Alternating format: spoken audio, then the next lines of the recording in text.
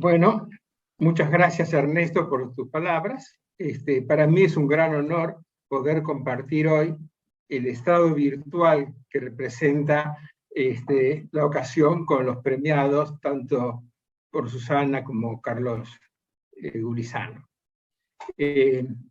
Cuando hace un par de días me invitaron a dar unas palabras así medio de sorpresa, porque no estaba para nada programado, acepté básicamente con un objetivo que me gustaría compartir con ustedes.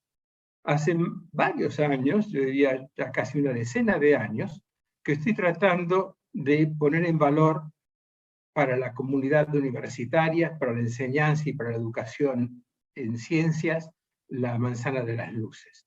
Por eso voy a aprovechar hoy, si puedo compartir, contarles un poco cuáles son mis objetivos con esta presentación. En los últimos años he estado trabajando en preparar una síntesis de la evolución histórica de esa manzana de las luces. Y lo hice porque en este momento está casi abandonada, está prácticamente hecho un depósito, parte de la manzana de las luces ha sido demolida, y entonces me siento en la obligación por haber estudiado en ese lugar, por haber compartido mis mejores años de estudio en esta casa, tratar de transmitirles la importancia que tiene la manzana de las luces para la investigación geológica, la investigación en todas las ramas de la ciencia y la enseñanza. Entonces, básicamente los objetivos son bastante ambiciosos, como ustedes pueden ver, rememorar un poco la historia de la universidad, especialmente a través de reconocer los pioneros de esas décadas de esfuerzos que le brindaron. Enfocar directamente la manzana de las luces, y no voy a hablar de la geología, o sea, voy a hablar más bien de que eso fue la cuna de la enseñanza de la medicina, del derecho, de la ingeniería, de la arquitectura y de todas las ciencias exactas y naturales. Todo nació ahí. Y cuando digo todo nació ahí, no solamente la enseñanza, sino que sociedades como la Sociedad Científica Argentina se reunió primeramente ahí para desarrollarse. La Sociedad de Estudios Geográficos, la famosa GAEA, también nació de ahí. Es innumerable. La Sociedad Geológica Argentina se reunió en ese lugar, en la sala Eduardo Aguirre, para iniciar sus actividades y elegir a sus primeros miembros de comisión directiva, etcétera, etcétera. Por donde la miren, la manzana de las luces, así llamada cuando se creó la Universidad de Buenos Aires, tiene méritos suficientes como para realmente ser un lugar emblemático dentro de la ciudad de Buenos Aires y para el país todo. Cuando uno rastrea los antecedentes de la fundación de la UBA, ve que no nació solamente con la creación de la Universidad de Buenos Aires, sino tiene más de 280 años de enseñanza universitaria.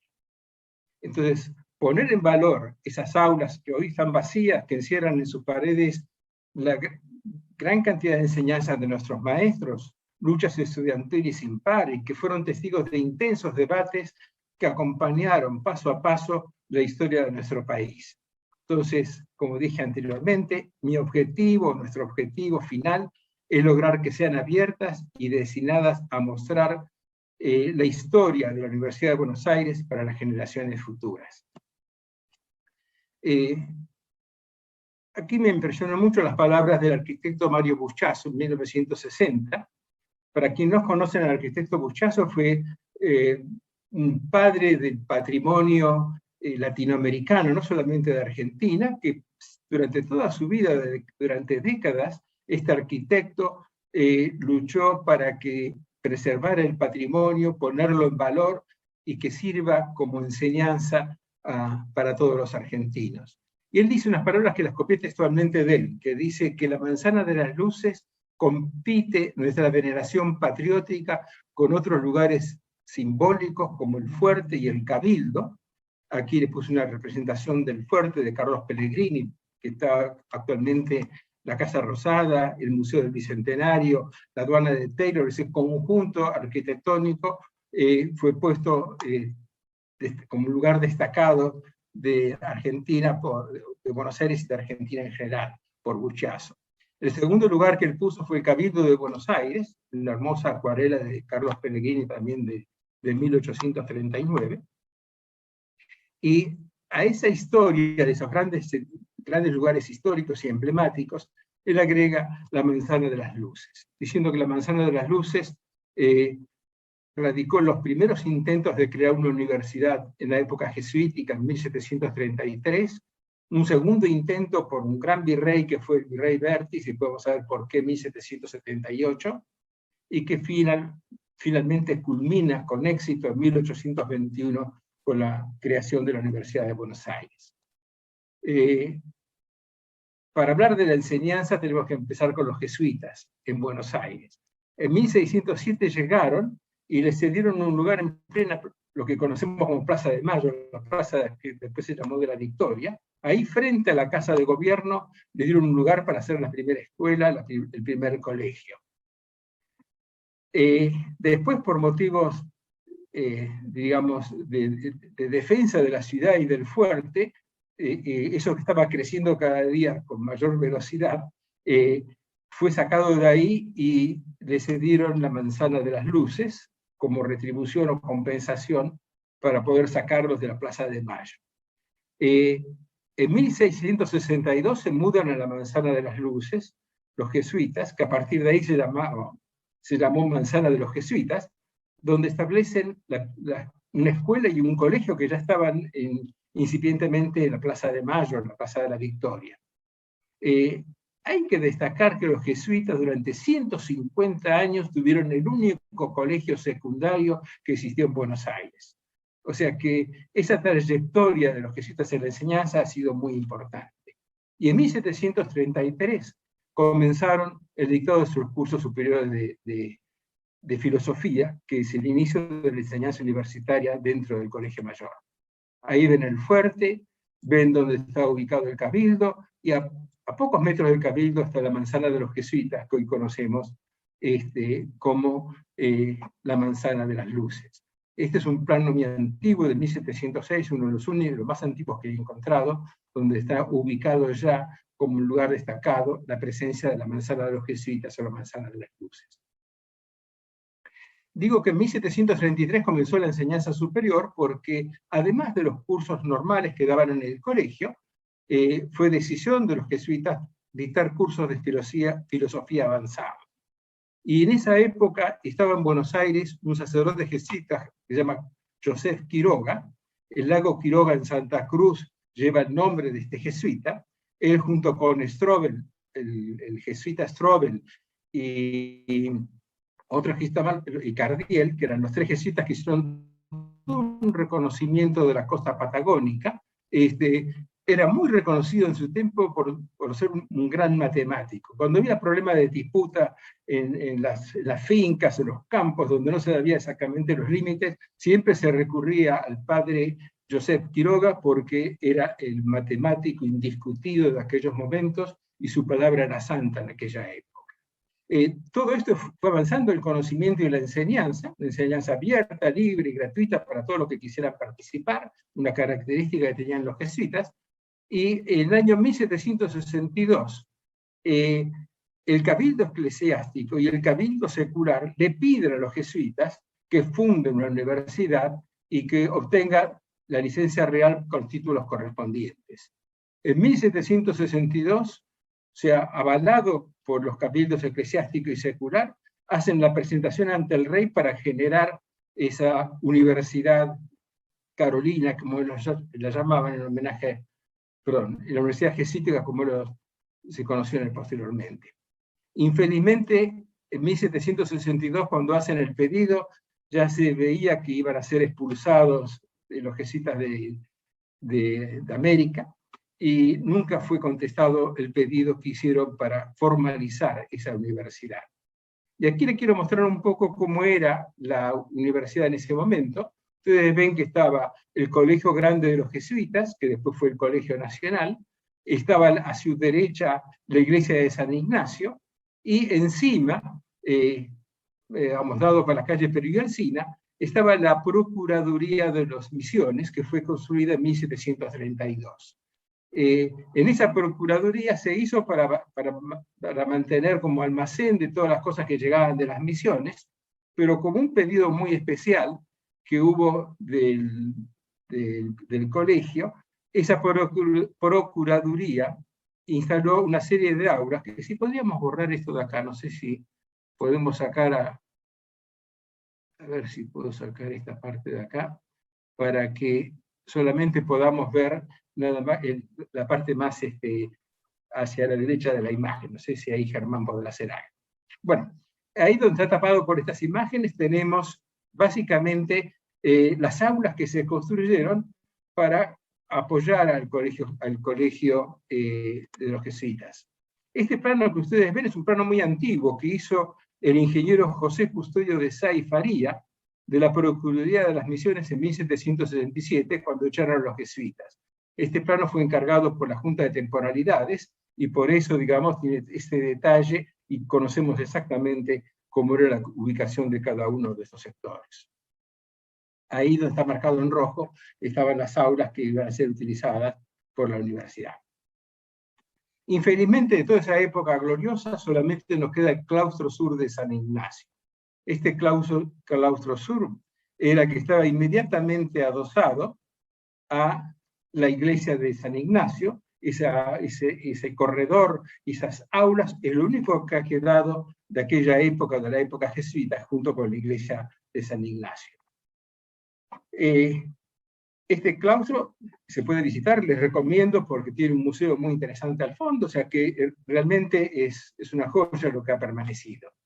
Y también muestro aquí con mucho énfasis la iglesia de San Ignacio, porque, como ustedes pueden ver ahí, tenía la antigua puerta todavía la iglesia de San Ignacio, que entraba por un costado de la iglesia en el atrio.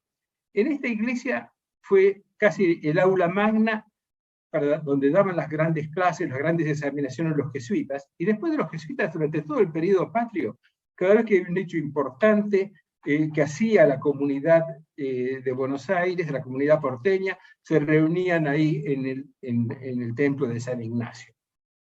Muchas de las grandes reuniones, de las grandes examinaciones se daban en la iglesia de San Ignacio.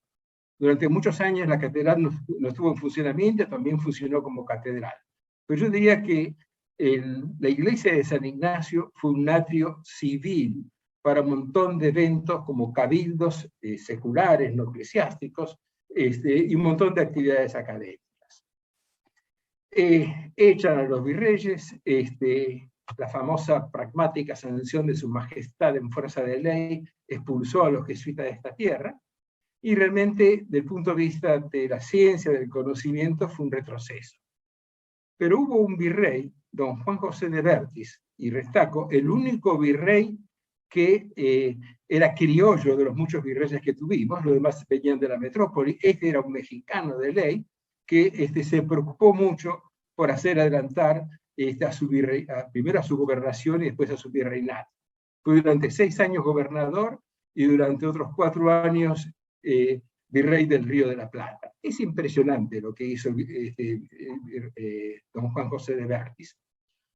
Primero creó la Real Audiencia, la Casa de Niños Expósitos, el Tribunal Mayor, la Real Aduana, la Junta Provincial de Temporalidades, la primera imprenta en Buenos Aires y otras instituciones, el primer censo, y la cantidad de cosas que hizo. Buenos Aires dejó de ser una aldea y se convirtió incipientemente en una ciudad gracias al virrey Vértiz. Pero además de todas esas cosas, estaban como una prioridad que tuvo siempre crear una universidad carolina con el apoyo de ambos cabildos para poder realizarla. Y finalmente los pedidos que hizo fueron exitosos, y el 22 de marzo de 1778 hay una real orden de su majestad el rey para que fundase en esta capital una universidad. Fíjense ustedes que 1778 era el primer año donde actuaba como virrey, pero ese gran otorgamiento venía sin plata. Le dijo, mire, pum, de la ciudad le damos la autorización para hacerlo, pero usted busca los fondos. Entonces, el virrey Vértiz, que me daba brazo a torcer, planificó que si hacía una serie de casas de alquiler que se llaman las casas redituantes. Estas casas redituantes las pueden ver acá, que estaban sobre la calle Alsina y sobre la calle Perú, y seguía por la calle Moreno. Hizo toda una serie de casas redituantes que todavía se pueden ver sobre la calle Perú y Moreno. Y él pensaba que con el alquiler de esas casas redituantes iba a poder pagar los gastos de la universidad, los gastos de los profesores, y rápidamente, miren, en 1780, en menos de 2 años, hizo construir esas casas que con su alquiler iban a solventar los gastos de funcionamiento de la universidad. En el interín también crea el protomedicato, que funciona en la antigua Procuraduría de las Misiones, dentro mismo de la Manzana de las Luces. Infelizmente, los virreyes que siguieron no tuvieron su celo y su preocupación y las prioridades que tuvo el virrey Bertiz para poder hacer realidad esa universidad. ¿Qué pasó? Bueno, el protomedicato se hizo. Aquí tenemos una reconstrucción artística de cómo era el protomedicato. Aquí lo vemos al doctor Miguel O'Gorman en su discurso inaugural frente al virrey Bertiz, mirando el cuadro de Carlos III que estaba en la parte superior. Esto ocurrió dentro de la Manzana de las Luces, esto ocurrió exactamente en la Procuraduría de las Misiones. Si ven una recreación estética, ya se reconocen los arcos que tenemos en la Manzana de las Luces en la Procuraduría. Entonces, esto es importante, no solamente porque se creó el protomedicato, sino que también facilitó que a través de ese colegio carolino, a través de los egresados de ese colegio carolino, se hicieron las primeras tesis. Una de las primeras tesis que se hizo en Buenos Aires fue la del presbítero Dámaso Larrañaga, que se graduó en 1792. O sea, en aquel tiempo graduarse era terminar el colegio, porque no le habían todavía autorizado a dar el título de licenciado, aunque hay sobradas muestras de que lo que hicieron en su momento ya se justificaba tener con esa tesis el título de licenciado. Sin embargo, no se lo pudo dar, y aquí vemos una pieza que para mí tiene un alto valor histórico, que es el primer mapa geológico del Río de la Plata de 1819. En este mapa geológico mapea con perfección el ensenadense, la ensenada de Barragán, lo correlaciona a todo lo largo de la costa de San Isidro, lo continúa en las barrancas de Santa Lucía, en la margen norte del río, establece que hay 3 unidades estratigráficas caracterizadas por sus fósiles, hace realmente un aporte extraordinario al conocimiento del neógeno o del Plio cuaternario de este sector tan importante del Río de la Plata. Y eso lo hizo mucho antes que Darwin, lo hizo mucho antes que Alcides d'Orbigny. Realmente fue un precursor y un pionero en el estudio geológico del Río de la Plata. ¿Qué pasó con las casas redituantes? En aquellos tiempos estábamos ante la sublevación de Tupac Amaru, y el ejército español tuvo que ir a sofocar malamente aquella sublevación, y se trajo unos cuantos criollos para Buenos Aires, presos, y tuvo que convertir las casas redituantes, que iban a ser un beneficio, digamos, para la generación de la universidad, en 30 cárceles, 30 calabozos que sirvieron para mantener a aquellos criollos presos por la sublevación de Tupac Amaru. Eso empezó en 1781, las casas se habían hecho en 1780, un año después terminó siendo calabozo para esos sublevados.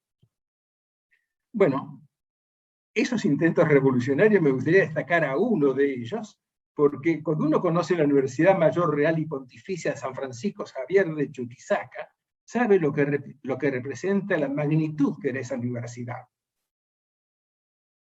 El rector de esa universidad, don Juan José Segovia, lo inculparon por la revuelta del año 85 que hubo en esa universidad. Tengamos presente que en esa universidad estudiaron Castelli, Mariano Moreno, el presbítero Sáenz, Monteagudo, larga, salvo Belgrano, Cornelio Saavedra y muchos otros, salvo Belgrano, el resto de nuestros patriotas fue inculcado, fue enseñado, aprendieron los principios, digamos, de de la Revolución Francesa de 1789 en esta Universidad de Chuquisaca. Este rector era un peruano, o sea, nacido en Tacna, en Perú, y el virrey Nicolás del Campo, marqués de Loreto, lo mandó preso.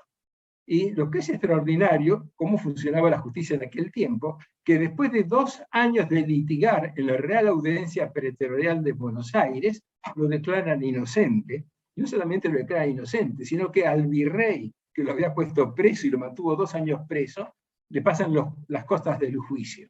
O sea, el virrey Loreto de su propio pecunio tuvo que pagar, digamos, todas las cosas malavidas que había hecho. Infelizmente, las cárceles de Oruro ocuparon durante varias décadas, por lo menos una década y media, casi 2 décadas, las casas redituantes. Y las cárceles estaban en la casa número 1 y la casa número 2, que son exactamente donde está la aula magna, o donde estuvo la aula magna de la Facultad de Ciencias Exactas y Naturales, un lugar también histórico por muchos otros motivos, como por las conferencias de Einstein, por las conferencias de Fermi, de Marconi. Numerosos premios Nobel dieron sus clases en esas aulas. Esas aulas estaban ubicadas exactamente donde había estado la cárcel de Oruro. Y dejando un poco la parte colonial y viendo los antecedentes previos de la Revolución de Mayo, me gustaría destacar que las primeras clases de medicina que se dieron como parte del protomedicato fue aquí, en este sector sur de la Procuraduría de los jesuitas, de las misiones jesuíticas, donde estaba ubicado el Tribunal del Protomedicato. Y ahí fue Cosme Mariano Argerich quien dio las primeras clases de anatomía, y también, hay que destacar, y de química. Las primeras clases de química se fueron dadas en este lugar por el doctor Argerich. O'Gorman lleva todo el mérito en esto, porque O'Gorman se hizo cargo del Tribunal de Protomedicato, y cuando uno lee las memorias de O'Gorman, dice que tuvo que ponerle su propio sueldo, los vidrios para que esas aulas pudieran tener vidrio, porque estaban completamente deshabitadas y arruinadas. Entonces, con un gran esfuerzo personal, con mucho empuje, lograron establecer las primeras clases de medicina en el Tribunal del Protomedicato. Y el Tribunal de Protomedicato estuvo en ese lugar de 1780 hasta 1822. Aquí vemos los 3 primeros profesores, Cosme Argerich, O'Gorman y Agustín Fabre. Los 3 profesores que enseñaron en ese Tribunal del Protomedicato. Entonces, las primeras clases teóricas se dieron aquí sobre la calle Alsina, donde está marcada esta cruz que ustedes ven en esta foto. Eso lo marcaron para indicar dónde estaba la puerta de entrada del protomedicato en aquel momento, y ahí se dieron las clases teóricas. Además de las clases teóricas que se dieron en este lugar, las prácticas médicas le hacían en otro lugar de los jesuitas. Los jesuitas tenían 2 colegios, el colegio grande, ahí en la manzana de las luces, la manzana de los jesuitas, y el colegio chico, que era el colegio de Belén, o el colegio que estaba ubicado en los Altos de San Pedro. Los Altos de San Pedro era toda una manzana muy histórica que existía en ese momento, de las cuales solo quedan la iglesia de San Pedro Telmo, en San Telmo. Hacia su izquierda tenía la residencia donde estaba el hospital de los betlemitas, que cuando se fueron los jesuitas, se les cedió el hospital que tenían los jesuitas a los betlemitas, y a su derecha estaba el colegio chico con su pequeña capilla, que también fue casa de ejercicios de la época de los jesuitas. Y aquí, que apenas se ve en el dibujo, están las casas redituantes. Ya los jesuitas tenían toda una cuadra de casas redituantes, que eran casas que alquilaban para pagar los gastos tanto del colegio chico como de la residencia. Este hermoso dibujo, hermosa reconstrucción, no es algo solamente estético. Está hecho por un gran arquitecto, que es el arquitecto de Paula, que a través de las excavaciones y mucho más pudo reconstruir fehacientemente cómo era este núcleo educacional que hubo en su momento. Bueno, estábamos diciendo que las prácticas médicas se hacían acá. Me olvidé de mencionar que en el baldío que ven detrás de la residencia, ahí se ven unos árboles en ese baldío Después de la batalla de San Lorenzo, estuvieron las fuerzas de San Martín. Los granaderos de San Martín tenían ese cuartel como lugar de estadía hasta que finalmente le cedieron un lugar en el Retiro. O sea que esa manzana histórica, del cual queda muy poco actualmente, recuerda realmente el paso de los jesuitas y el paso de las primeras prácticas médicas. Y aquí tenemos que pasar a otra instancia muy importante, que es el Consulado Real, que se creó en 1795 y se fue nombrado Belgrano como secretario perpetuo de ese Real Consulado de Buenos Aires. Belgrano, preocupadísimo por la enseñanza y por la educación, creó ahí una academia náutica. Él mismo lo dice en su autobiografía, le llamé náutica para que se pueda tener más posibilidades exitosas de salir, porque él lo que quería hacer es una academia de matemáticas y una academia de dibujo. Aquí vemos el histórico edificio del consulado, que es un solar histórico, pero ya encima de esto está actualmente el Banco de la Provincia de Buenos Aires. Y aquí un cuadro que tengo que agradecer al decano de la Facultad de Ingeniería, que me permitió esta copia de gran fidelidad. Este cuadro tiene su historia, porque está retratado el ingeniero Pedro Cerviño. Y Pedro Cerviño fue el primer ingeniero que pasó por estas tierras, vino a ayudarlo a Félix de Azara en la determinación del límite con los portugueses, y después de venir se quedó acá para siempre, se puede decir, porque enseñó durante años en la academia esta del consulado. Esta academia del consulado, siguiendo la tradición hispánica, tuvo el primer concurso académico. Hubo varios que se presentaron para ser profesor de matemáticas, en realidad eran dos, y él ganó el concurso, que tenía un tribunal de lujo. Félix de Azara era el director del jurado que estableció que él tenía más méritos. Y este cuadro tengo mucho cariño, porque ese cuadro fue regalado a la Universidad de Buenos Aires en el centenario de la universidad por un profesor, que era el profesor Nicolás Becio Moreno. Nicolás Becio Moreno, recordando esa labor pionera de Pedro Cerviño, hizo hacer este retrato y lo regaló a la Facultad de Ingeniería para que tenga un lugar destacado y el reconocimiento de sus pares. Belgrano también tuvo mala suerte con la Academia de Matemáticas del Consulado, porque en 1799 llega una orden del rey diciendo que desarmen eso, no estamos para perder dinero en esas cosas con una ciudad como Buenos Aires, así que verdaderamente se cerró la Academia de Náutica y de Dibujo, y digamos, el 25 de mayo fue la revolución libertadora que tuvimos nosotros. Y en julio de 1810, o sea, pocos meses después, ya Belgrano de vuelta volvió a insistir para crear la Academia de Matemáticas. Y aprovechó un catalán, un ingeniero catalán que había llegado de España en ese momento, y lo pone como nuevo director de la Academia. En realidad hubo un pequeño pasaje previo con el coronel Felipe Centenac, un coronel también catalán, de ahí me confundí con los dos, que Felipe Centenac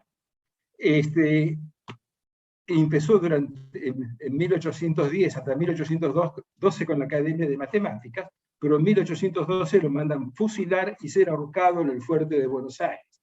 ¿Por qué? Porque era parte de la revuelta que organizó Martín de Álzaga, de la revuelta de los españoles de 1812, y él era uno de los cabecillas que pagó con su vida la revuelta en defensa de España. Inmediatamente llegó en 1814-1815 Cenillosa, se hace cargo de la academia con mucho éxito, tuvo varios años, de 1816 hasta 1821, que se crea la universidad con muchos egresados, con muchos estudiantes. Entre ellos se destaca el primer profesor argentino de matemáticas, Avelino Díaz, y con la creación de la universidad, Felipe Cenillosa pasa a ser el primer director del departamento de exactas de la nueva universidad. También habría que mencionar al padre Castañeda, un padre que hizo también su pequeña academia de dibujo en el convento de los Recoletos. Y les menciono esto porque actualmente, si visitan la iglesia del Pilar, a la izquierda de la iglesia del Pilar está el Museo de los Recoletos, donde todavía se mantienen las paredes y el lugar donde Castañeda hizo su primer escuela de dibujo. Tan pronto Belgrano se enteró de eso, lo invitó a que se uniese a la academia de dibujo que estaba generando Belgrano, y a partir de ahí el padre Castañeda crea una nueva academia de dibujo en el convento de los Recoletos en 1815, y luego eso pasa a las instancias del consulado, y finalmente termina en 1820 en la Manzana de las Luces. Las primeras clases de dibujo que se dieron en la Manzana de las Luces nacieron de la iniciativa del padre Castañeda. Ahora, el padre Castañeda tuvo un problema muy serio, se peleó con Rivadavia a muerte por las reformas eclesiásticas, y Rivadavia lo mandó exilar fuera de Buenos Aires, y terminó su vida fuera de Buenos Aires sin poder volver a la ciudad. Y entonces, haciendo un pequeño resumen de lo que pasó en los primeros años de la Revolución de Mayo, en la Manzana de las Luces teníamos la creación de la Academia de Jurisprudencia. La Academia de Jurisprudencia, la primera escuela de derecho que tuvimos, estaba en la sala de la universidad, que ustedes pueden ver acá. Enfrente a la sala de la universidad estaban las salas del protomedicato, y en el primer piso la Academia de Dibujo. Los pioneros de la Academia de Jurisprudencia, los primeros profesores, fue el director Manuel Antonio de Castro, un jurisconsulto salteño, pero importantísimo, porque estaba en la Real Audiencia de Buenos Aires, tuvo una trayectoria, podemos estar hablando largo de él, y el presbítero Antonio Sáenz, que va a volver de vuelta a nuestra historia. Él fue el primer profesor de Derecho Civil que tuvimos en la Academia. Aquí ustedes pueden ver el lugar donde actualmente uno va y puede ver dónde estaba la sala de la universidad, que se mantiene tal cual estuvo en aquella época. Esto ha sido restaurado a su posición original, o sea que aquellos que quieren verse dónde nació el derecho, la enseñanza del derecho en el país, pueden visitar.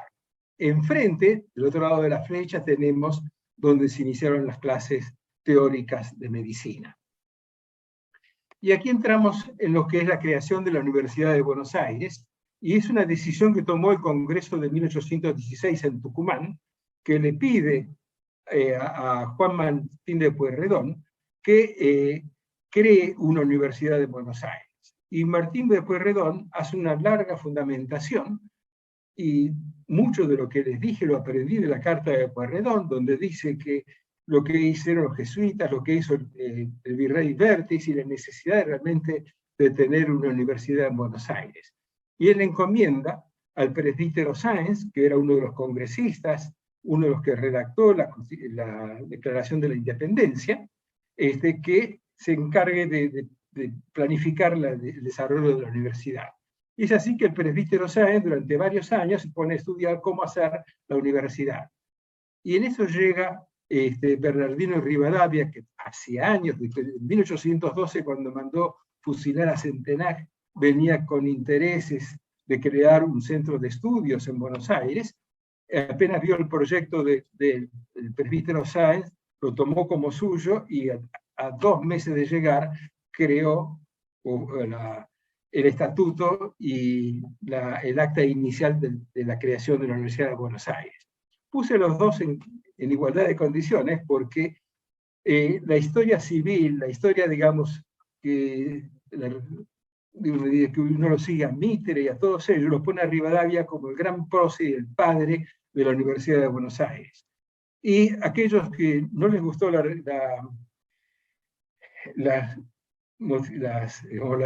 modificaciones eclesiásticas que introdujo Rivadavia, ponen siempre al presbítero Sáenz como el padre, el fundador de la Universidad de Buenos Aires. En realidad, mirado sin apasionamientos, digo que tanto Rivadavia como el presbítero Sáenz fueron los dos creadores de la Universidad de Buenos Aires. Y aquí vemos el acto de fundación, que como no había una sala tan importante como la de San Ignacio, se hizo en la facultad, en la sala de San Ignacio. Ahí pueden ver a Martín Rodríguez, que era el director en ese momento, recibir de manos de un asistente el acta fundacional de la Universidad de Buenos Aires, y al lado de Martín Rodríguez está Rivadavia, y al lado de Rivadavia está el presbítero Sáenz. Uno va a ser el nuevo rector, y el otro el ministro de Gobierno que impulsó la creación de la Universidad de Buenos Aires. Tan pronto se creó la Universidad de Buenos Aires, se nombraron los primeros directores. Aquí quiero destacar a Juan Fernández, que Juan Fernández fue director del Departamento de Medicina de esa nueva universidad, y tan pronto lo nombraron director del departamento, se nombraron los profesores. Con Cosme Argerich no hubo ningún problema, pero cuando nombraron a Aimé Bonpland empezaron las impugnaciones. Y lo tengo como registro de la primera impugnación de la Universidad de Buenos Aires a un nombramiento de un profesor. Y en este caso la impugnación fue porque no hicieron concurso. Dice, ¿cómo va a nombrar un profesor que no tiene concurso?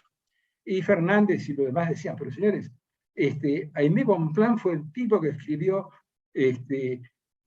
palabras de oro en la materia médica. Materia médica en aquellos tiempos era la parte principal de la farmacología, porque la botánica era lo único que nos curaba. Entonces, él era un botánico. En Francia, en ese momento, el primer libro de práctica médica, que de farmacología en términos modernos, lo escribió un tal Albert. Y en ese libro agradece la introducción al profesor Aimé Bonpland, que con suma generosidad le mandó cualquier cantidad de información de plantas curativas, del resto de... Ya el primer libro de farmacología editado en Francia en 1809 reconoce que Aimé Bonpland era, digamos, uno de los monstruos de la botánica en aquel momento. Aquellos que no tengan presente a Aimé Bonpland, él fue la mano derecha de Humboldt en todas las experiencias que tuvo Humboldt en el norte de América del Sur.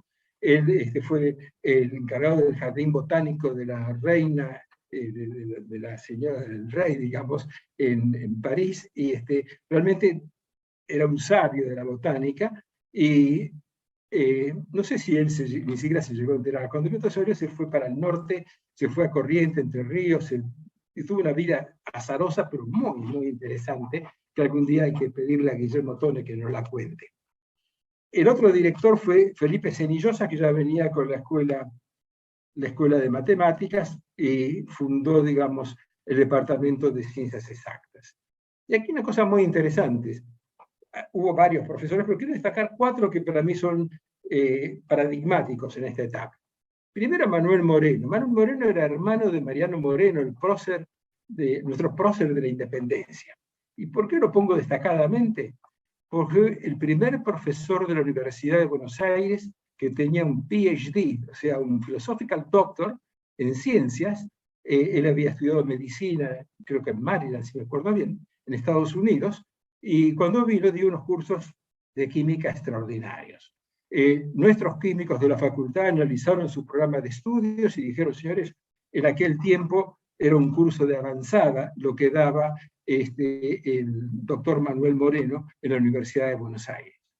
Y al lado de él destaco a Avelino Díaz, un joven profesor de matemáticas que realmente dedicó su vida, digamos, a la enseñanza de la matemática. Murió muy joven, a los 31 años, infelizmente murió de tuberculosis, algo muy común en aquella época, y fue muy lamentado y fue, digamos, una pieza vital dentro de la enseñanza de ese departamento de exactas.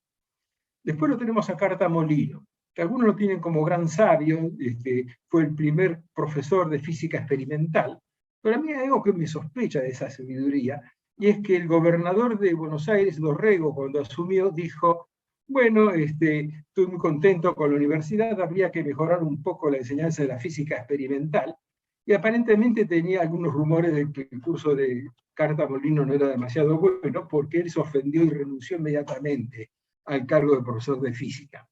Y esto permitió que se trajera también, Carta Molino lo trajo Rivadavia, como muchos otros, que trajeran a otro que también había sido contactado por Rivadavia, que era Octavio Mossotti. Octavio Mossotti, sí, era un capo, fue un tipo que enseñó física experimental, y ha tenido un galardón muy importante. Fue el primer profesor de la Universidad de Buenos Aires que escribió varios papers en las revistas indexadas de aquella época. los trabajos que hacía de física experimental, básicamente astronomía, los publicaba en el el Journal de la Royal Astronomy en Londres. O sea que ahí podemos ver, digamos, la clase de profesores que tuvimos en ese momento y la importancia que tuvieron. Las clases, debido, digamos, a la reforma eclesiástica de Rivadavia, que le sacó el convento de Santo Domingo a los dominicos, se instalaron en la vieja iglesia de Santo Domingo.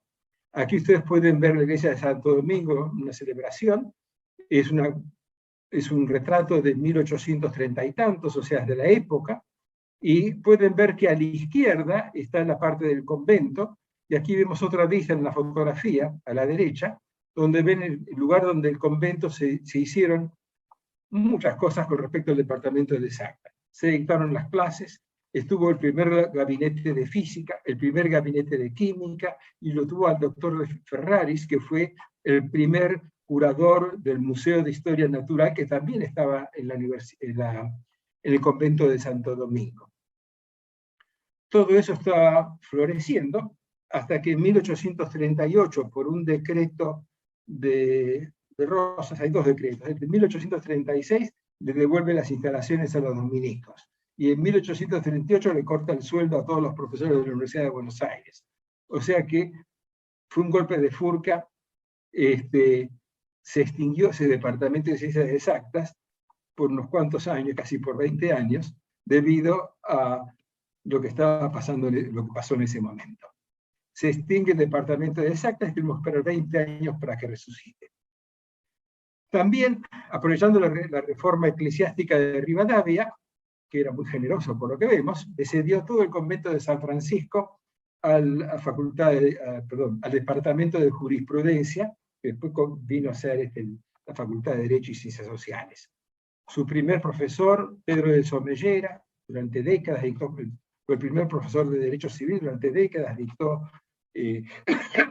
esa materia.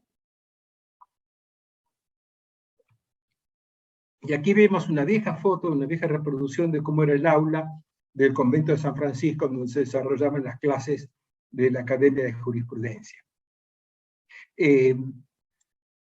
Hoy día, si van a visitar, otra visita que les recomiendo, que es realmente muy, muy linda, visitar el convento de San Francisco, donde todavía ven casi inmaculado, como estaba en aquella época, cómo eran las aulas de ese convento, cómo está todavía en nuestros días, y un hermoso jardín. Este jardín es histórico por muchas cosas. Primero, y esto a los especialistas en suelo les va a gustar, es el suelo original de Buenos Aires. Esto fue jardín desde la época de la colonia hasta nuestros días. Nunca fue avasallado por construcciones ni por nada. Ese pasto sigue creciendo de forma inmemorial desde 1700 y pico. Y ese jardín daba hacia el río, o sea, uno caminaba un poco más del jardín y bajaba por la cuesta a lo que era el margen del río de la Plata. O sea que el convento de San Francisco, hay visitas guiadas, los sugiero que la vayan a hacer, tiene, digamos, las raíces de la enseñanza del derecho que se iniciaron en Manzana de las Luces y estuvieron un par de años en ese lugar.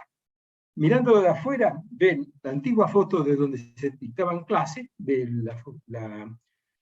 la Academia de Jurisprudencia, y aquí una foto actual de cómo queda o cómo está en estos momentos la parte externa del convento de San Francisco. Si hablamos del departamento de medicina, que fue creado también junto con la universidad, ahí tenemos que destacar a Juan Fernández, que ya hemos mencionado, y a un joven doctor, el doctor Francisco Javier Muñiz, que fue uno de los primeros profesores y lo que se encargó, digamos, de desarrollar lo que actualmente fue, o lo que en aquel momento fue el Departamento de Medicina. Aquí vemos una antigua foto del Hospital de los Betlemitas, el Hospital de Mujeres. Anteriormente le mostré una reconstrucción del Hospital de Hombres. En el Hospital de Hombres y en este de acá hacían la práctica médica a los estudiantes de medicina. Frente a la Universidad de San Pedro Telmo, de la Iglesia de San Pedro Telmo, tenemos el antiguo edificio de la Facultad de Medicina, y todavía se conserva gran parte del mismo. Así que si alguna vez van a San Telmo, visiten la iglesia de San Telmo, parados en la iglesia, miren enfrente y van a ver los restos de lo que fue la primera facultad de medicina que fue activa hasta el año 1854. Y ahora entra el gran prócer, mi gran admirado, que es don Juan María Gutiérrez, un rector que desde 1861 hasta 1874 reorganizó la Universidad de Buenos Aires. Y lo primero que dijo, señores, este edificio es un desastre porque parece más un cuartel que un instituto de enseñanza. Lo cual era cierto, porque en la época de Rosas estuvo ocupado como cuartel, las milicias ciudadanas, no sale el nombre correcto, las milicias ciudadanas de aquel momento estaban ubicadas en ese lugar. Antes de eso fue el cuartel de los pardos, fue también cuartel de los patricios de la otra parte del edificio donde estaba el colegio grande, o sea que tenía razón cuando decía Juan María Gutiérrez que eso era más bien un cuartel que otra cosa. Y hay un proyecto de Carlos Pellegrini, que ustedes lo ven aquí muy acabado, realmente nunca terminaron de poner las estatuas ni el reloj que tiene ese edificio, pero él se preocupó de que las aulas fueran decentes, estuvieran bien construidas y permitieran la enseñanza en la parte interior. Y también muy destacado que en plena guerra de Paraguay, donde no había un peso para ninguna cosa, las arcas iban derecho, todo lo que entraba en el gobierno para sustentar la guerra que el general Mitre estaba teniendo en Paraguay, con la Triple Alianza, y en medio de esa escasez de fondos logró que se respetara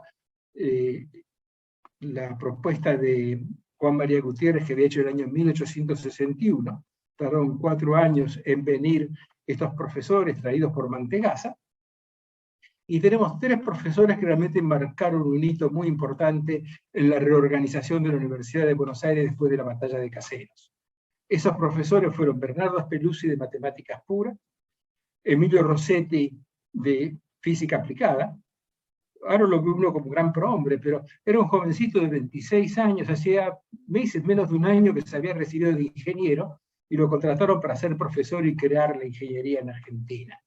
Y el otro más maduro es el Pellegrino Strobe, el mayor de los 3, que ya tenía su fama, ya tenía sus antecedentes en la Universidad de Parma, y vino realmente siguiendo los pasos de Humboldt, porque era un gran admirador de Humboldt y quería contribuir con una gran exploración de la cordillera de los Andes. Así fue que Speluzzi empezó con las clases de matemáticas puras, de física, y hizo las primeras enseñanzas de astronomía.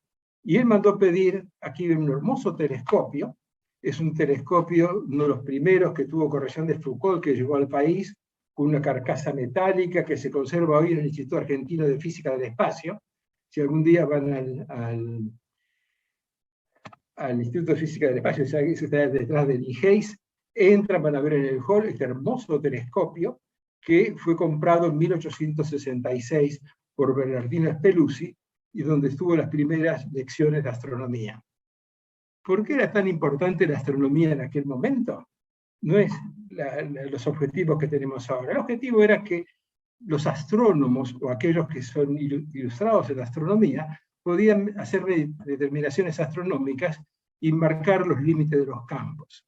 De ahí que Juan María Gutiérrez dijo, quiero un astrónomo como primera prioridad. ¿Y por qué? Porque él estuvo trabajando en el instituto de, que sería Instituto Geodésico, pero el Instituto Topográfico de la Manzana de la Luz durante varios años, y él vio la importancia que tenía la determinación de puntos astronómicos. Entonces dijo, quiero matemático, un astrónomo y un geólogo, porque cuando se hizo cargo del rectorado, venía de la influencia chilena y sabía cuán importante era la geología para la minería en Chile, y quería desarrollar la minería. Ustedes ven que sus 3 prioridades eran matemáticos, un astrónomo y un geólogo. Nos parece descabellado en estos días, pero tenía sus razones y sus fundamentos detrás de ello. Bueno, Rossetti se preocupó de establecer el gabinete de física, con toda una serie instrumental. En aquel tiempo no le escatimaron plata, pusieron cualquier cantidad de dinero para poder hacer un buen gabinete de física. Rossetti también pasó la historia porque hizo esta hermosa puerta del Nacional de Buenos Aires, sobre la calle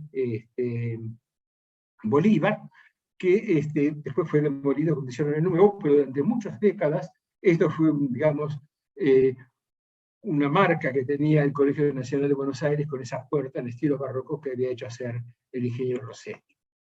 Hizo también hacer el equipamiento del departamento de exactas. Acá ven los instrumentos que todavía se preservan en el Museo de Física de nuestra facultad. Instrumentos que ahora nos parecen tremendamente raros, pero que en su momento fueron muy útiles para darle enseñanza práctica de la física experimental. También por su lado, Strobel pidió para tener su gabinete de historia natural, hizo toda una serie de pedidos que llegaron en el año 1866, pudo establecer ese gabinete con una gran colección de material didáctico y de fósiles de aquel tiempo, y para entender por qué la preocupación de este tipo de cosas tenemos que tener presente que la calidad de una universidad se medía por varios parámetros. Uno de ellos era el equipamiento de sus gabinetes. Un buen gabinete de historia natural, un gabinete de física, un gabinete de química garantizaban una buena enseñanza, la calidad de sus profesores y la exigencia hacia sus alumnos. O sea que primer requisito que tuvo la Universidad de Buenos Aires, tener un buen gabinete de física, un buen gabinete de química, que no tengo tiempo de mostrárselos, y un buen gabinete de historia natural. En ese gabinete de historia natural compraron una de las mejores casas de París, que es la Casa Simon, toda una serie de material didáctico. Fue comprado en el año 1875, llegó al país en 1866. Aquí vemos unas hermosas piezas de la colección Simon, que están actualmente en el Departamento de Geología. Vemos unos hermosos ejemplares, originales todos ellos, que se preservan de esta colección Simon. Entonces, tenían el material, tenían el conocimiento, y existía una gran efervescencia en sus alumnos para tomar las clases. O sea, estaba todo dado gracias a Juan María Gutiérrez para arrancar. Quiero resaltar, ahora que hablamos de preservar el patrimonio, de que esa aula de historia natural y gabinete de historia natural están ubicados acá. No sé si acaso ustedes a ver aquí en rojo dónde está ubicado. Si uno entra por Perú 222 al fondo a la derecha, bueno, a la izquierda están las letrinas, pero allá a la derecha estaba el gabinete de historia natural.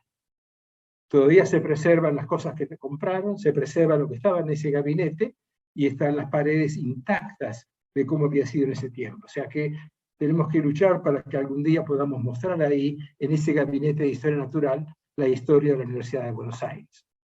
Y como ustedes saben, yo hace muchos años vengo hablando de Strobel como uno de los grandes padres de la enseñanza de la geología en Argentina. Pero me encontré con arqueólogos y iniciamos una competencia con los arqueólogos. ¿Por qué? Porque en el año 2016 se celebró el 150 aniversario de la enseñanza y la investigación de la arqueología argentina. ¿Y quién es el pionero de la arqueología argentina? Pellegrino Strobel.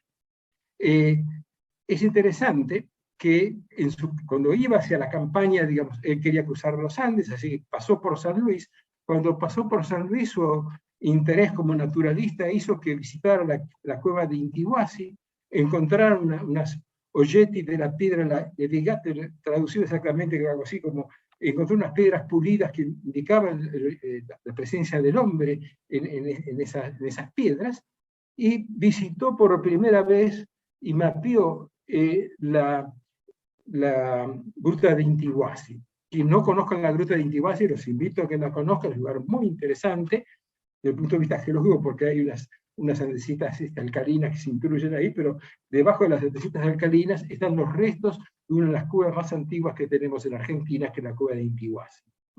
Y lo que tengo que agradecer fehacientemente y públicamente al bisnieto, que me mandó esta hermosa facsímil sacado de la libreta de Pellegrino Strobel, donde puede ver claramente, dice 7, no sé en italiano, pero dice 7 de enero de 1866, que hace toda la descripción de la cueva, de los objetos pulidos que encontró, de la piedra pulida, que fueron publicados en una excelente revista de su especialidad. Cuando mostré esto, no dije que Gabriel de Mortillet, que era un gran arqueólogo de la época, cuando recibió la carta de Strobel, donde decía, he descubierto la edad de piedra en América del Sur, en Argentina, una conmoción enseguida, tal cual la mandó, fue la primera publicación que apareció el año siguiente, que fue la primera publicación sobre arqueología de la Argentina, hecha por Pellegrino Strobel. Así que entre los laureles que tiene Pellegrino Strobel tenemos que poner a un costado ahí el padre de la arqueología nacional. Bueno, muchas gracias al Viñeto que mandó esta excelente imagen que atestigua, digamos, su paso por la, por la ruta de Intihuatay. Y ahora caemos en otro grande, que, bueno, todos sabemos que en 1870 se recibieron los primeros ingenieros. Esos primeros ingenieros, el mismo decano de los ingenieros, el ingeniero Huergo, los llamó los 12 apóstoles, y ahora van a ver en pocos minutos por qué eran apóstoles. El ingeniero Huergo fue algo extraordinario, excepcional. Podríamos hablar 2 horas derechito nomás de las cosas que hizo Huergo. Bueno, si enumeramos, fue el primer ingeniero egresado de la Universidad de Buenos Aires, fue el primer decano de la Facultad de Ciencias Exactas y Naturales, no en una oportunidad, en 2 oportunidades. Hizo el primer proyecto del puerto de Buenos Aires con dársenas independientes. Le ganó el proyecto de Matero porque tenía financiación de la Baring Brothers, pero a los pocos años de hacerlo se anegaron las aguas y ese puerto con esclusas fue un mamarracho total, discutido en todas las universidades como ejemplo al mamarracho, y un gran defensor del puerto de Dársena fue Eduardo Luis Huergo, que en un congreso internacional de ingeniería en Estados Unidos, en correcto inglés, acá me olvidé decirle que fue huérfano de muy pequeño, a los 12 años lo mandaron a estudiar a Estados Unidos, hizo todos sus estudios en Estados Unidos y vino acá para hacer la universidad. O sea que dominaba el inglés, incorrecto inglés, les explicó. Dice, no fue un error de los ingenieros argentinos. El Puerto Madero tal cual fue hecho y que sirvió nada más que unos pocos años, que fue carísimo, fue hecho por arquitectos ingleses e ingenieros ingleses que ni siquiera pisaron Buenos Aires. No sabían las condiciones del río, no sabían cómo se anegaba. Lo aplaudieron de pie a Huergo en ese momento de su presentación.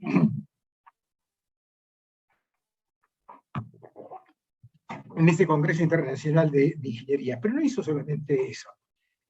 Ustedes saben que Hermite, y a través de sus perforaciones de dirección de minas, había encontrado petróleo en Comodoro Rivadavia en 1907. En 1910, 1911, estaban los campos exhaustos, la producción casi se había caído a sus niveles mínimos, había una desidia total.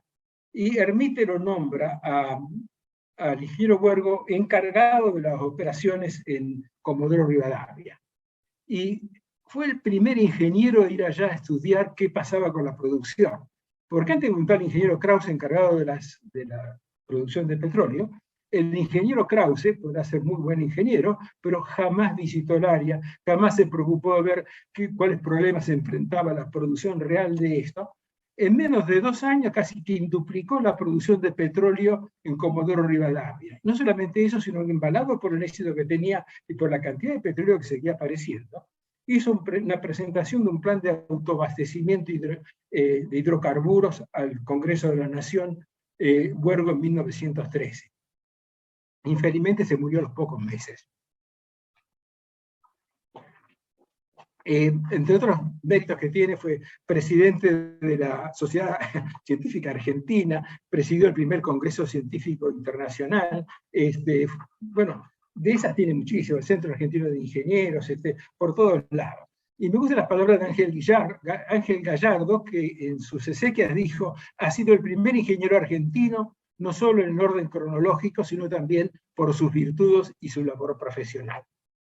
Y ahora pasemos a los 12 apóstoles rápidamente. En pocos minutos me gustaría dejarles mi impresión de estos 12 apóstoles. Primero, se recibieron en 1870. ¿Qué pasaba en 1870? En 1868 había habido una epidemia de cólera que se volvió a repetir en 1868. En 1870, en el momento que se estaban recibiendo, había una epidemia de fiebre amarilla. Y el año 1871, al año siguiente, hubo una gran epidemia de fiebre amarilla. Cuando digo gran epidemia de fiebre amarilla, es que por esa epidemia se murió el 8% de la población de Buenos Aires. Ahora nos asustamos de los muertes de la pandemia que estamos sufriendo, ahora que tenemos en carne propia lo que es una pandemia, Fíjense que el 8% de los pobladores de Buenos Aires se morían en esa pandemia. Y se sabía que el problema principal que tenía Buenos Aires eran problemas de salubridad. Entonces, ahí lo tenemos a Víctor Balbín, Valentín Balbín. Valentín Balbín, en su tesis de ingeniero, se dedicó a analizar las aguas corrientes, fue el tema de su tesis.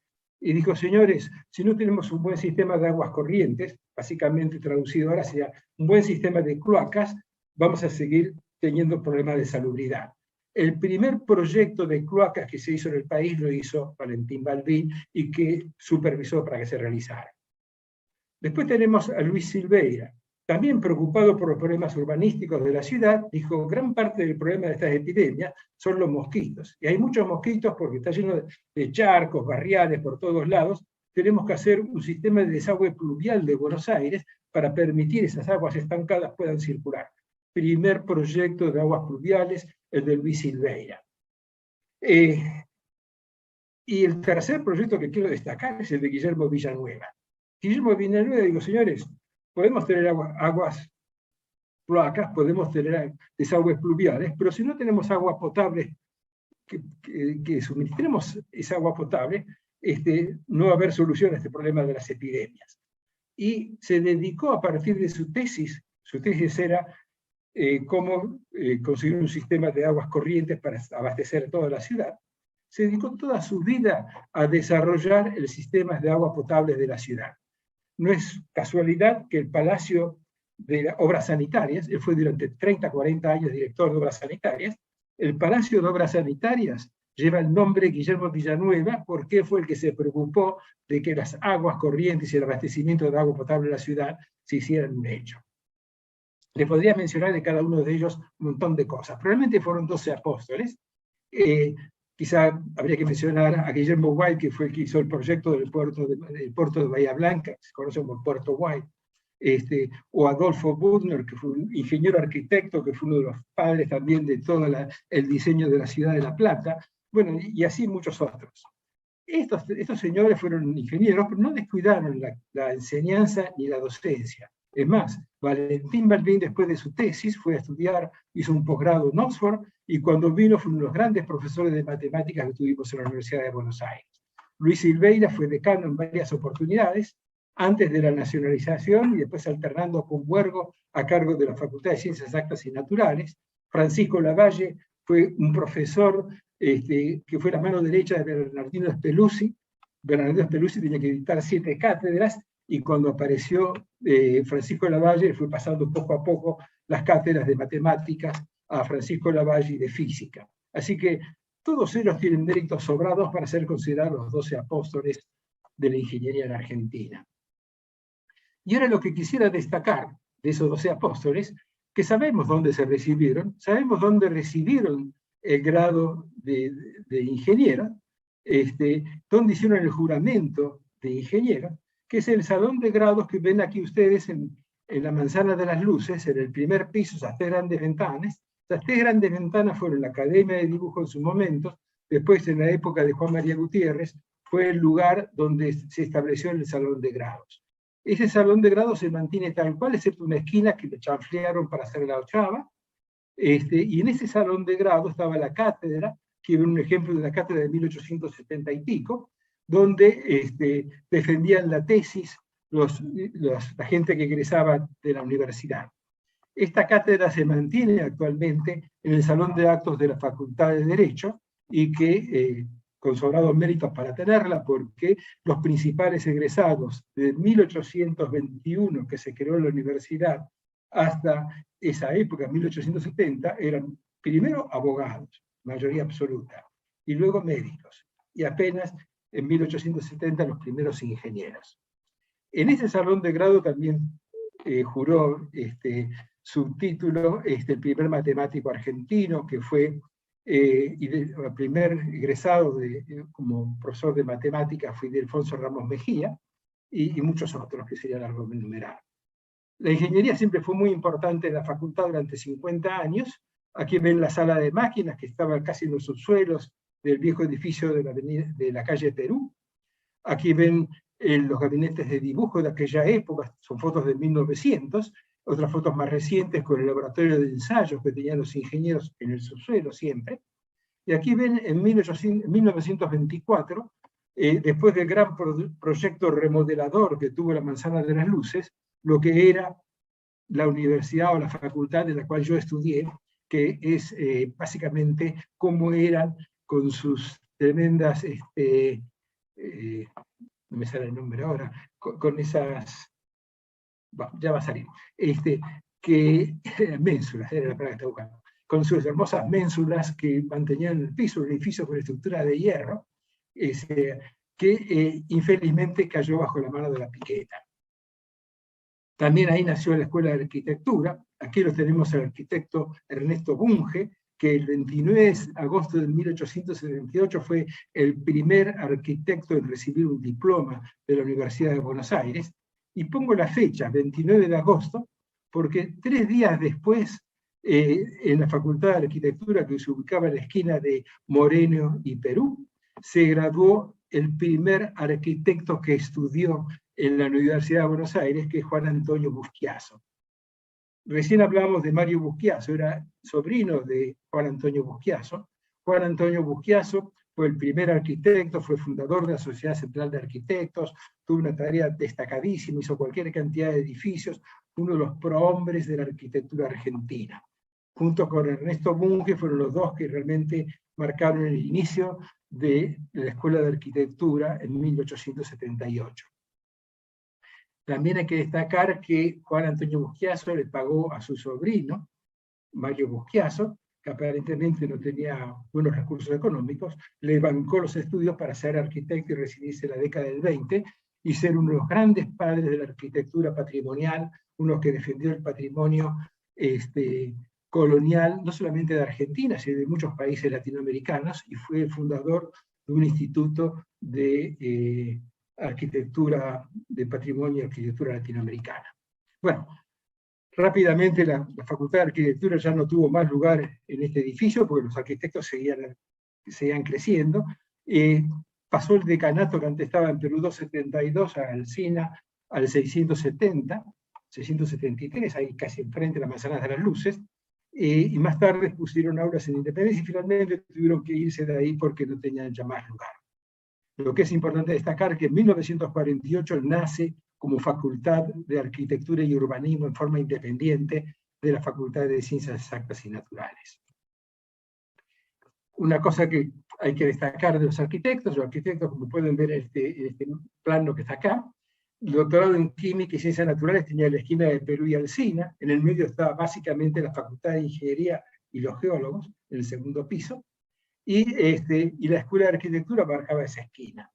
En esa esquina tenemos todavía preservados los restos de lo que fuera la sala de representantes que Próspero Caterino, un ingeniero arquitecto, desarrolló para Rivadavia en 1820 y tantos, 23 si no me falla la memoria, y que después fue el Consejo Deliberante, y que después fue el aula magna de la Facultad de Ingeniería, y que después, cuando abandonaron la Manzana de las Luces, fue restaurado con el proyecto de Próspero Caterén, a lo que ustedes pueden ver en la actualidad si van a visitarlo. O sea, en la parte de arquitectura ha dejado sus marcas dentro de la Manzana de las Luces, y marcas que son muy importantes e indelebles a través del tiempo.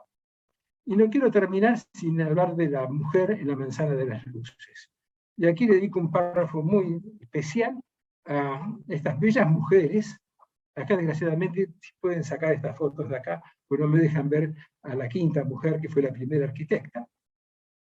En 1913 se recibió Juana Guillermina Diego.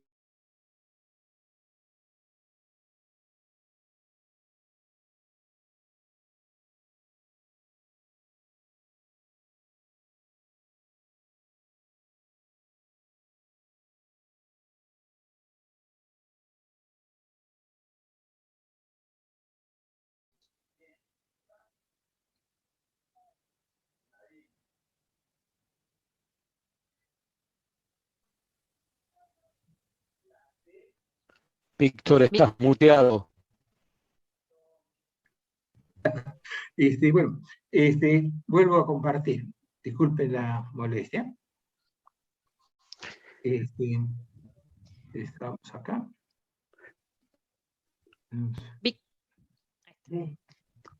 ¿Pueden ver esto?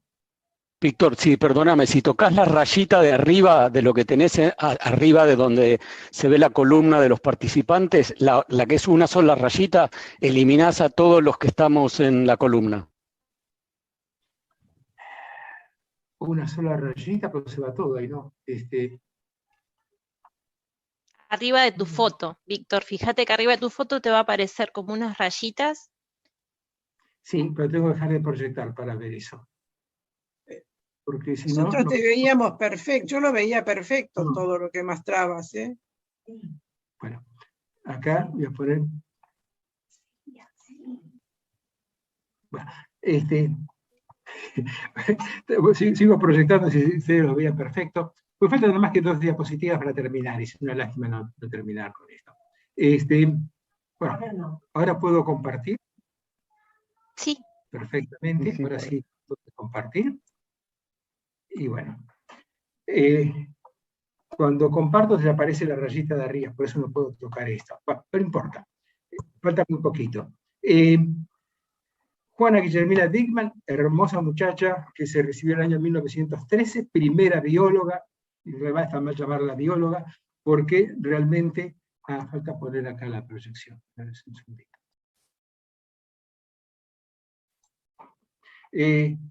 Fue la primera doctora en Ciencias Naturales, orientación botánica, en 1913. En 1917 tenemos la primera química, la doctora Delfina Manuela Molini Devia, que fue la primera doctora en química. En el medio, digamos, la estrella de estas 5 mujeres, que es Elisa Beatriz Bachofen, que se recibió en 1918 como la primera ingeniera. Fue la primera ingeniera de América del Sur, no solamente de Argentina, sino que fue también una de las creadoras del movimiento feminista y hizo una gran actividad y dedicó toda su vida a la ingeniería y al movimiento feminista. Y después, la doctora Delmira Mórtola, muy cercana a todos nosotros, todos la conocemos, que se doctoró en 1921, fue la primera profesora titular que hubo en la Facultad de Ciencias Exactas recién en 1956. Casi cualquiera que empezaba a enseñar era profesor titular. A la mujer la relegaron hasta el año 1956, que casi después de 30 años más de 30 años de enseñanza, recién la nombraron por concurso profesora titular de la Facultad de Ciencias Exactas y Naturales, siendo la primera mujer. E infelizmente no veo a la que está detrás, que es una arquitecta, la primera arquitecta que se graduó en nuestro país, el año 20 y tantos, no me acuerdo exactamente. Entonces, estas 5 primeras mujeres marcaron el rumbo. Y hay que destacar que por lo menos en el campo de las ciencias geológicas, a partir de los 10 primeros egresados, tenemos que destacar que de los 10 primeros, 5 fueron mujeres. O sea que la igualdad de género es muy temprana dentro del Departamento de Ciencias Geológicas, y se nos fue la mano, ahora son mayoría mujeres, creo yo. Bueno, para terminar, el epílogo de todos los que le charlé ahora es incorporarlos a un movimiento de revaloración de la manzana de las luces. Esta foto es la foto que existió durante varios años en esta manzana, que dice demolición de construcciones no históricas.